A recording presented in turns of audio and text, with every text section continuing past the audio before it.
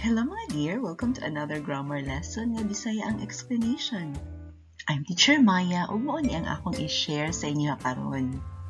Kung unsaon pag-ila sa subject, labi na kung pa-answeron kag test nga subject-verb agreement, nga unsaon man nimo pag-ila nga mao day ni ang subject, nga mao day ni ang agdon sa verb form, plural ba or singular. So mo na akong i-share sa inyo karon. Ang subject, mo ni siya ang gihisgutan or topic sa sentence or sa clause. Iha aning man sa the man entered the house, and he sa he purchased the abandoned house, o ang child sa the child was taken to the hospital. So kung inyong bantayan, nag-una sila. So kasagaran ang subject nag-una na sa sentence. So mayroon kung kasagaran kay usahay po dili pud sila mag-una. Pero kasagaran kay sila man ang topic, sila man ang gihisgutan, mag-una na sila sa sentence. Ikaduha, mao ni ang gipasabot sa verb nga nibuhat kung active ang sentence or gibuhatan no kung passive ang sentence. Sa action sa verb, pareha aning the man entered the house. Ang entered mao ay verb.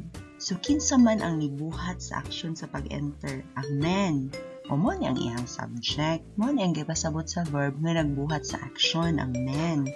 Kani po, he purchased the abandoned house. Asa man ang verb ani? Kani purchased. Nya, kisa may nagbuhat ani? Diba kaning he? So mo ni siya ang subject. Kani sa third sentence, the child was taken to the hospital. Now, ang verb ani kaning was taken. So kinsa man ang nibuhat ani? Wala gi-mention sa sentence na gidala ang bata sa hospital. Kinsa may nidala, wala gi-mention, pero kay bauta, kinsa ang gidala, was taken. So ang child ang gidala, ang child ang gibuhatan aning action nga pagdala sa hospital. So usa ni ka passive nga sentence ang nakadawat sa action sa verb mo ay gihimong topic or subject sa sentence.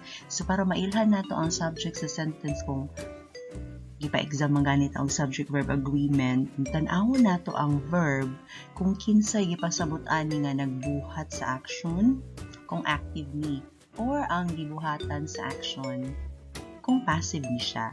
So kung wala gani ang nibuhat, ang gibuhatan ra gani ang makita sa action, meaning passive na nga verb.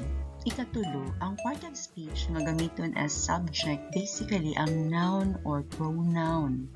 Mao gyud ni sila pang subject. Pareha di aning man o child, no? Mga noun ni sila o he, pronoun.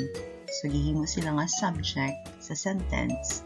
Unya atong timan-an kay noun man siya or pronoun na siya singular or plural form. Yung mo man niagdon sa verb kung singular ba or plural form.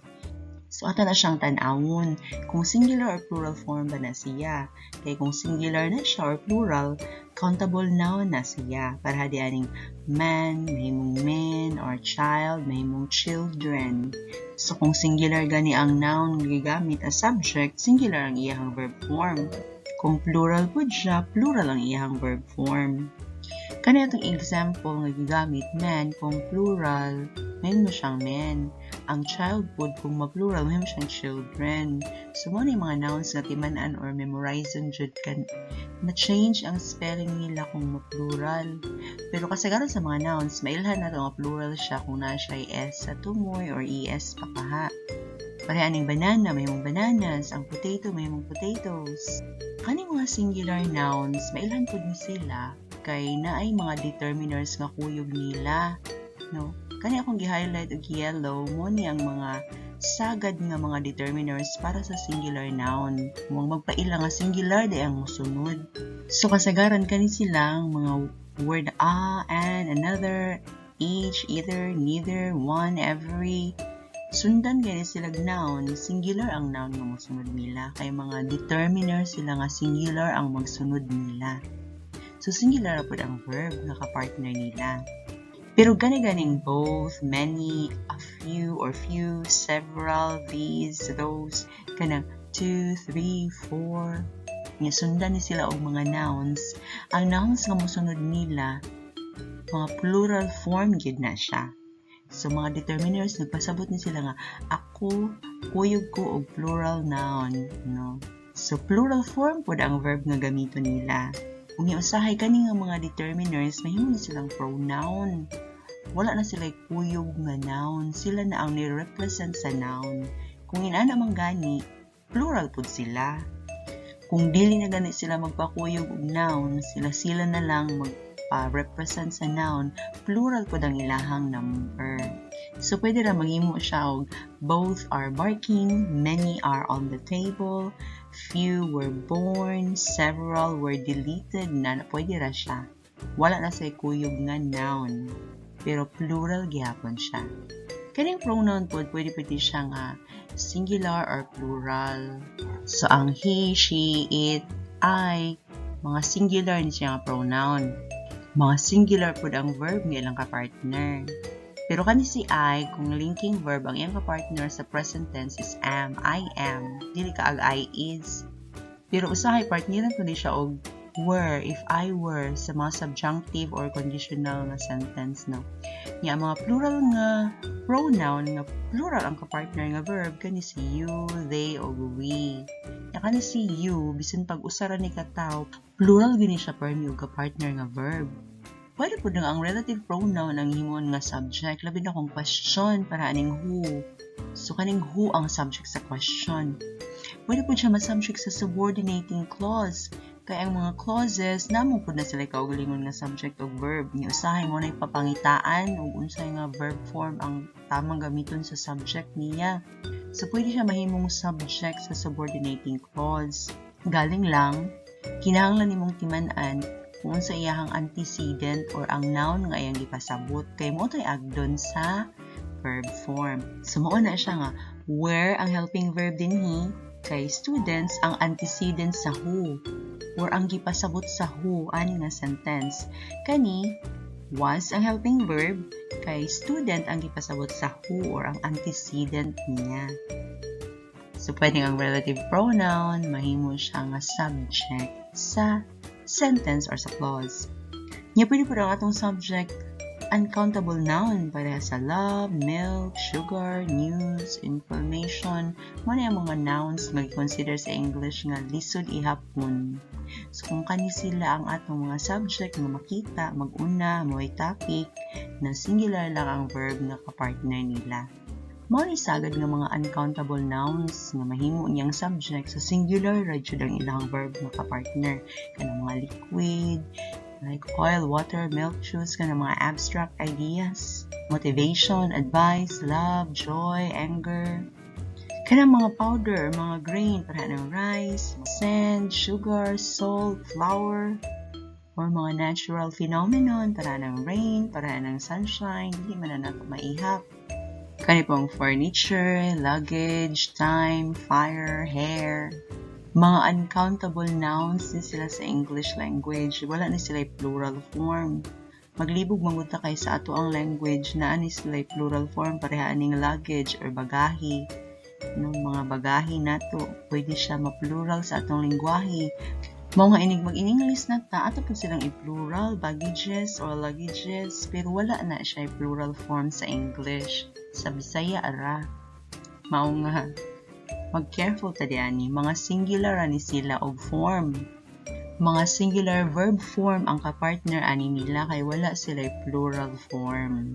Basta uncountable nouns, singular ang ilang verb na kapartner kung sila ang itapik.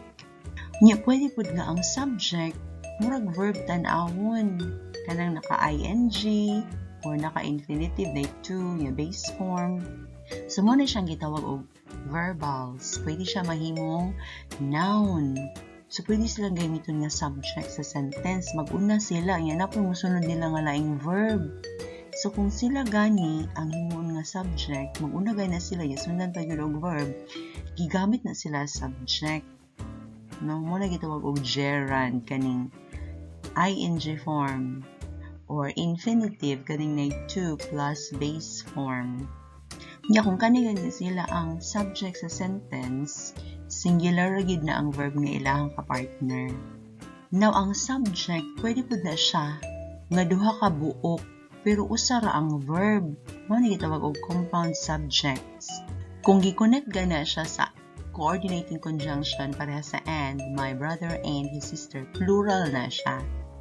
Kung gi-connect gana siya og correlative conjunction pareha ning or, either or, depende sa duol nga noun sa verb ang agdon. Plural pud ang verb. Kani singular pud ang verb form. So, mo ni siya. Iman-an na nato siya kay usahay more than one ang subject nga ipakita. Now, ang subject, pwede po na siyang duha ka buok. Pero lain-lain po siya og verb.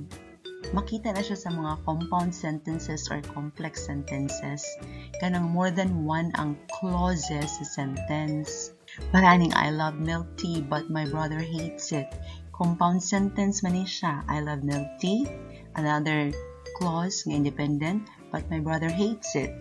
Kaning nag-una nga clause, ang subject niya kay I. Kaning ikaduha nga clause, ang subject niya ang brother.